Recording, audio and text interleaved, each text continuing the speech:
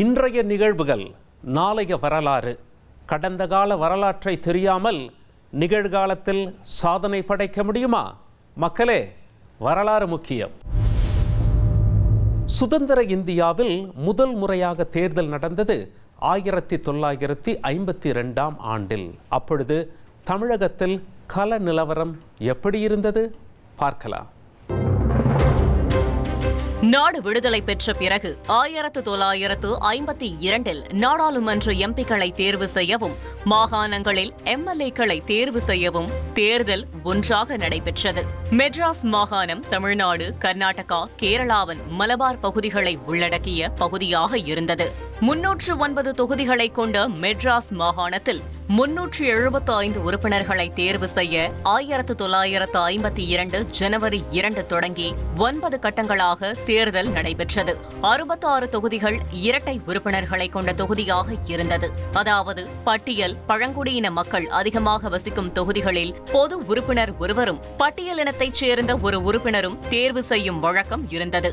தேர்தலில் அரிசிக்கு தட்டுப்பாடு, விலைவாசி உயர்வு, தெலுங்கு பேசும் மக்களின் தனி மாநில கோரிக்கை உள்ளிட்ட பிரச்சினைகள் முக்கியமாக இருந்தது. தேசத்திற்கு சுதந்திரம் வாங்கி கொடுத்த கட்சி என வலுவான கட்சியாக இருந்தது காங்கிரஸ். காங்கிரசுக்காக தீவிர பிரச்சாரம் செய்தார் காமராஜர். பிரதான எதிர்க்கட்சியாக இந்திய கம்யூனிஸ்ட் கட்சி களத்தில் இருந்தது. இதுபோக காங்கிரசிலிருந்து விலகிய தா பிரகாசம் தலைமையிலான கிசான் மஸ்தூர் பிரஜா கட்சி, விழுப்புரம் ராமசாமி படையாட்சியார் தலைமையிலான தமிழ்நாடு உழைப்பாளர் கட்சி உள்ளிட்ட கட்சிகள் போட்டியிட்டன. தேர்தலில் திமுக போட்டியிடவில்லை. தங்கள் நிபந்தனைகளை ஏற்ற கட்சிகள் வேட்பாளர்களுக்கு ஆதரவளித்தது. இறுதியில் தேர்தல் முடிவுகள் ஆட்சியமைக்க பெரும்பான்மை இல்லை என காங்கிரசுக்கு அதிர்ச்சி அளித்தது. காங்கிரஸ் முதலமைச்சராக இருந்த PS குமாரசாமி ராஜா ஸ்ரீவில்லிபுத்தூர் தொகுதியில் தோல்வியடைந்தார். ஆந்திரா பகுதியில் காங்கிரஸ் பெரும் இழப்பை சந்தித்திருந்தது. தேர்தலில் காங்கிரஸ் உறுப்பினர்கள் பலம் 152ஆகவே இருந்தது.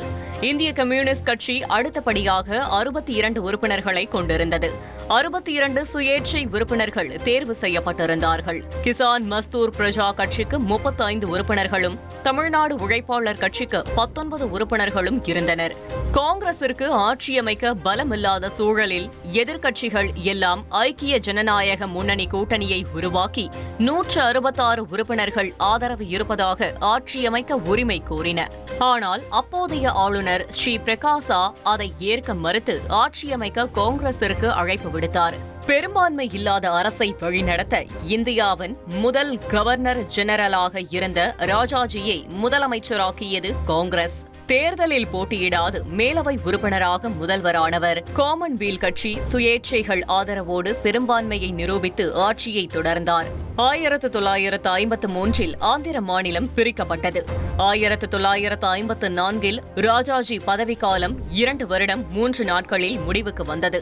அவரது குலக்கல்வி திட்டத்திற்கு எதிர்ப்பு வலுக்க காங்கிரஸ் கட்சிக்குள்ளேயே பிரச்சினைகள் உருவாக தனது பதவிக்காலம் முடிவதற்கு முன்பாகவே முதலமைச்சர் பதவியை ராஜினாமா செய்தார் ராஜாஜி. சென்றார் ராஜாஜி, வந்தார் காமராஜர். காமராஜர் முதல் முறையாக முதலமைச்சர் நாற்காலியில் அமர்ந்த வரலாற்றை பார்க்கலாமா? 1952 சென்னை மாகாணத்தின் முதலமைச்சரான ராஜாஜி தனது ஆட்சி காலத்தில் பல்வேறு போராட்டங்களை சந்தித்தார். தனிப்பெரும்பான்மை இல்லாத காங்கிரஸ் அரசாங்கத்தை தனது ராஜதந்திரத்தால் சிக்கலின்றி நடத்தியவருக்கு சென்னை மாகாணத்திலிருந்து ஆந்திர மாநிலத்தை பிரிக்க கோரிய போராட்டம் தலைவலியாக இருந்தது. இந்திய கம்யூனிஸ்ட் கட்சியும் மற்றும் திமுகவும் ராஜாஜிக்கு சிம்ம சொப்பனமாகவே இருந்தது. மக்கள் பிரச்சனையை எழுப்பி ராஜாஜி அரசை கார்னர் செய்தது இந்திய கம்யூனிஸ்ட். ஹிந்தி திணிப்பு விவகாரத்தில் ராஜாஜி அரசுக்கு எதிராக கடுமையாக போராடியது திக மற்றும் திமுக. திருச்சி மாவட்டத்தில் கள்ளக்குடியை டால்மியாபுரம் என பெயர் மாற்றியதற்கு எதிராக திமுக போராடியது. அப்போது தமிழகத்திற்கு சொந்தமான பகுதிகளும் ஆந்திராவுக்கு போகும் சூழல் ஏற்பட்டது. தெலுங்கு தலைவர்கள் சென்னையை கேட்டபோது அதற்கு எதிராக தமிழரசு கழக தலைவராக இருந்த மாப்போ சிவஞானம் தீவிர போராட்டத்தை முன்னெடுத்தார். 1953 தமிழகத்திற்கு வந்த நேருவுக்கு எதிராக திமுக கருப்பு கொடி போராட்டத்தை போராட்டத்தை முன்னெடுத்தது. அந்த நேரத்தில் புதிய கல்வி திட்டம் என்று ராஜாஜி கொண்டு வந்த கல்வி முறைக்கு கடும் எதிர்ப்பு எழுந்தது. அவரது கல்வி திட்டம் குலக்கல்வி திட்டம் என எதிர்க்கட்சிகள் கொந்தளிக்க போராட்டத்தை தீவிரமாக்கியது திமுக. ராஜாஜி கல்வி திட்டத்திற்கு காங்கிரஸ் கட்சிக்குள்ளே எதிர்ப்பு கிளம்பியது. எதிர்க்கட்சிகள் அவரது அரசுக்கு எதிராக நம்பிக்கையில்லா தீர்மானம் கொண்டுவர முயன்றபோது சொந்த கட்சிக்குள்ளேயே எதிர்ப்பு இருந்ததை தெரிந்து கொண்ட ராஜாஜி தான் கொண்டு வந்த திட்டத்தை ரத்து செய்வதற்கு மனமில்லாது 1954 மார்ச்சில் முதலமைச்சர் பதவியை ராஜினாமா செய்தார். அப்போது மாநிலத்தின் முதலமைச்சராக காமராஜ் இருந்தால் கட்சிக்கு உதவும் என்று காங்கிரஸ் மேலிடம் முடிவெடுத்தது. காங்கிரஸ் கட்சியில் மெஜாரிட்டி எம்எல்ஏக்களும் முதலமைச்சராக காமராஜரை வலியுறுத்தினர். இறுதியாக முதல்வராக சம்மதித்தார் காமராஜர். காங்கிரஸ் கட்சியில் காமராஜருக்கு எதிராக சி. சுப்பிரமணியம் களமிறக்கப்பட்டார். காமராஜருக்கு ஆதரவாக 93 எம்எல்ஏக்கள் வாக்களித்தார்கள். சி. சுப்பிரமணியத்திற்கு 41 வாக்குகள் கிடைத்தது. மெஜாரிட்டி எம்எல்ஏக்கள் ஆதரவை பெற்ற காமராஜர் 1954 ஏப்ரல் 13 முதலமைச்சரானார். ஸ்ரீவில்லிபுத்தூர் எம்பி பதவியை ராஜினாமா செய்துவிட்டு குடியாத்தம் இடைத்தேர்தலில் போட்டியிட்டு வென்று முதலமைச்சராக தொடர்ந்தார் காமராஜர். 1957 ஆண்டில் அப்போதைய முதலமைச்சர் காமராஜர் பெற்ற வெற்றியால் காங்கிரஸ் கட்சி எழுச்சி பெற்ற வரலாறை பார்க்கலாம். 1957 சட்டப்பேரவை தேர்தல் தமிழக அரசியல் வரலாற்றில் புதிய அத்தியாயத்திற்கு அடித்தளம் போட்ட தேர்தல்.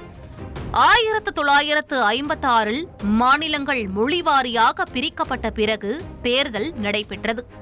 சென்னை மாகாணத்தில் உறுப்பினர்களின் எண்ணிக்கை 205 குறைந்தது. சென்னை மாகாணத்தில் 167 தொகுதிகள் இடம்பெற்றிருந்தது. இதில் 38 தொகுதிகள் இரட்டை உறுப்பினர் தொகுதியாக இருந்தது. தேர்தலை அப்போதைய முதலமைச்சர் காமராஜர் தலைமையில் சந்தித்தது காங்கிரஸ். இந்திய கம்யூனிஸ்ட் கட்சி, ராஜாஜி ஆதரவை பெற்ற காங்கிரஸ் சீர்திருத்த கமிட்டி, ஃபார்வர்ட் பிளாக், பிரஜா சோஷலிஸ்ட் கட்சி உள்ளிட்ட கட்சிகள் களத்தில் இருந்தன. இதில் தனித்துவமாக களத்தில் இருந்தது திமுக.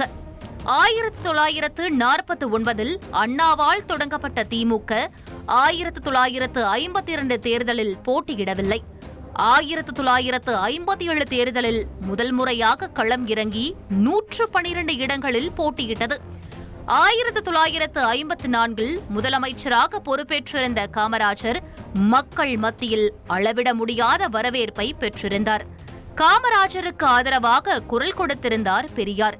காமராஜரின் விவசாய சீர்திருத்தம், பள்ளி குழந்தைகளுக்கு மதிய உணவு திட்டம், தொழில் வளம் பெருக செயல் திட்டம், எளிமையால் ஈர்க்கப்பட்ட மக்கள் அவரை மீண்டும் அரியணை ஏற்றினர். தேர்தலில் காமராஜரால் காங்கிரஸ் எழுச்சி கண்டது. 1952 தேர்தலில் பெரும்பான்மை கிடைக்காமல் ஆட்சியமைத்த காங்கிரஸ் 1957 தேர்தலில் 151 உறுப்பினர்களை பெற்றது.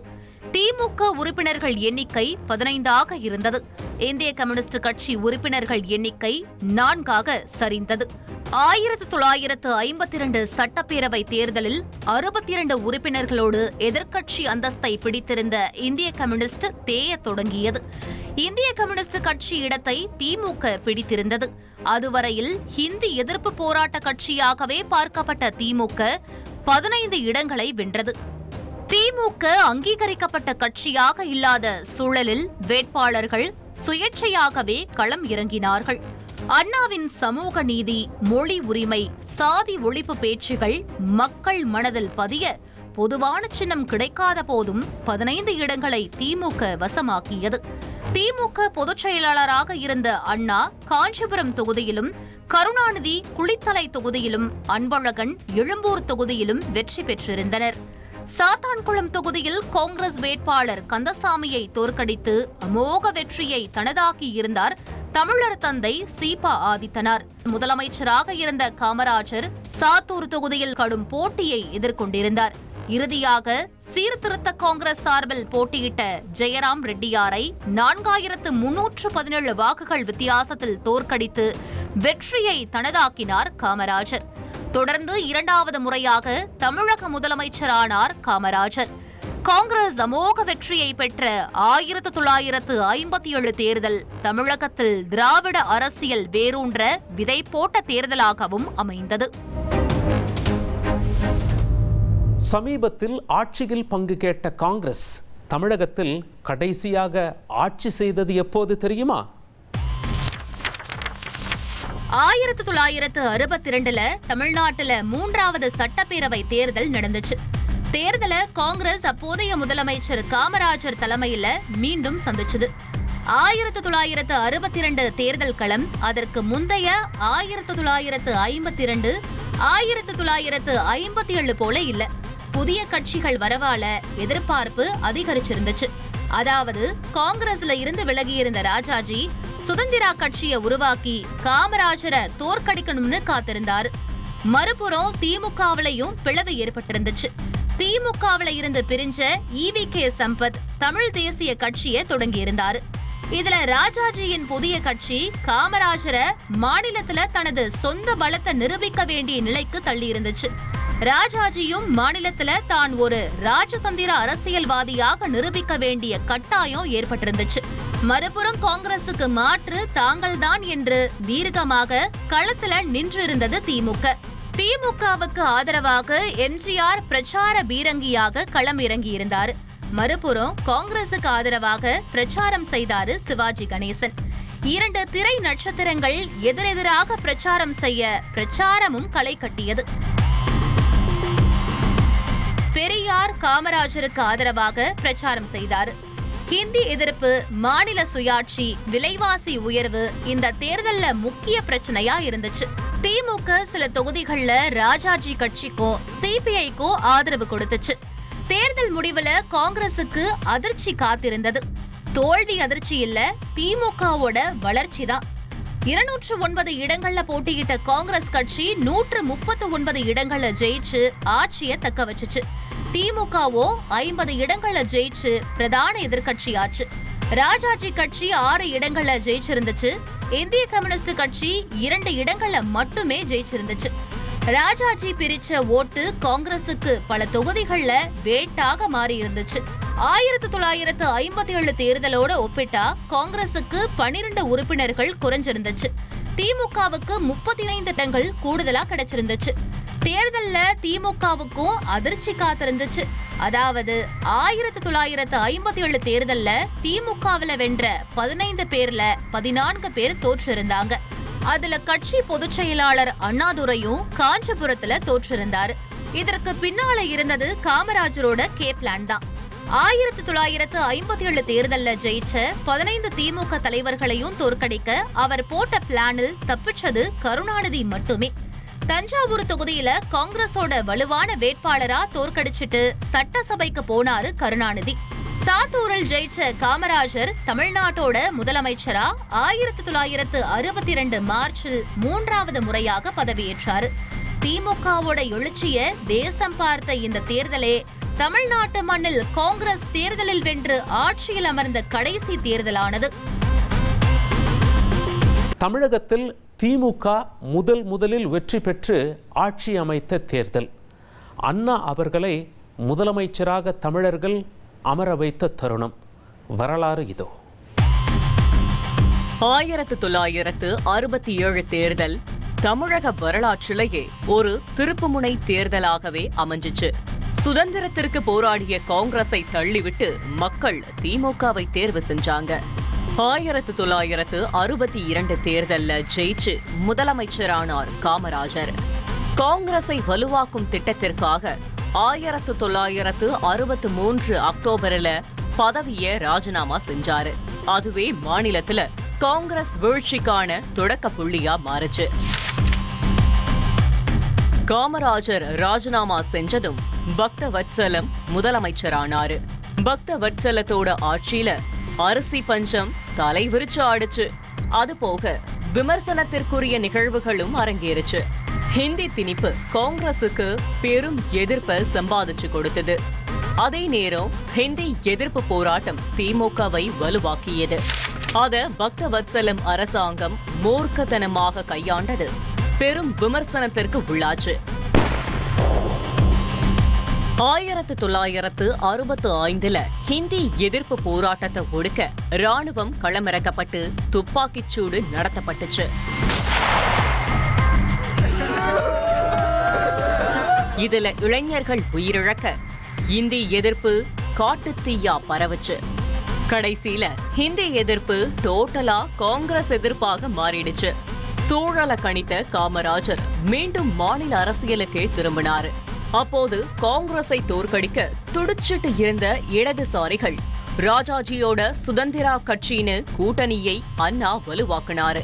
தேர்தல்ல அரிசி பஞ்சம் பெரிய பிரச்சனையாக இருந்துச்சு. அதுக்கு தீர்வாக திமுக ஆட்சிக்கு வந்தால் ₹1 3 படி அரிசி வழங்குவோம் என வாக்குறுதி கொடுத்தார் அண்ணா. 3 படி இல்லாவிட்டாலும் 1 படி நிச்சயம் என்று உறுதியாக சொன்னாரு. இப்படியாக திமுக வலுவாயிட்டு இருக்க தேர்தல் நெருங்குச்சு. அப்போது எதிர்பாராத நிகழ்வாக திமுக மூத்த தலைவராக இருந்த எம்ஜிஆர் எம்.ஆர். ராதாவால் சுடப்பட்டாரு. எம்ஜிஆர் துப்பாக்கிச்சூடு காயத்தோடு மருத்துவமனையில இருந்துட்டே திமுகவுக்கு ஓட்டு கேட்டாரு. அவர் காயத்தோடு இருந்த புகைப்படங்கள் தமிழ்நாடு முழுவதும் போஸ்டரா ஒட்டப்பட்டுச்சு.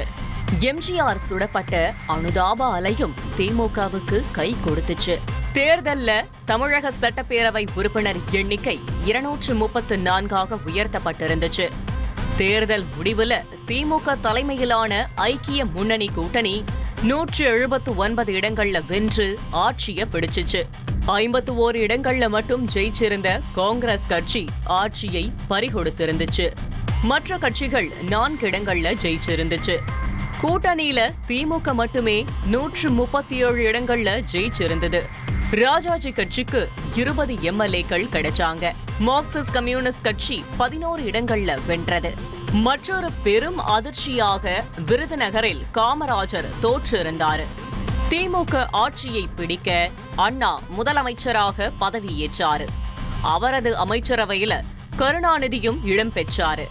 1957 தேர்தல் அரசியலுக்கு விதை போட்டு 1962 தேர்தலில் விருட்சமான திமுக 1967 மாநிலத்துல அரியணையை பிடித்தது தமிழக அரசியல் வரலாற்றில் திருப்புமுனையாகவே அமைஞ்சிச்சு. இந்தியாவில் ஒரு மாநிலத்தில் ஆட்சி அமைத்த முதல் மாநில கட்சி என்ற வரலாற்றையும் படைத்தது திமுக. தமிழகத்தை அதிர வைத்த அரசியல் சம்பவங்களோடு அடுத்த வாரம் சந்திப்போம். மக்களே, வரலாறு முக்கியம்.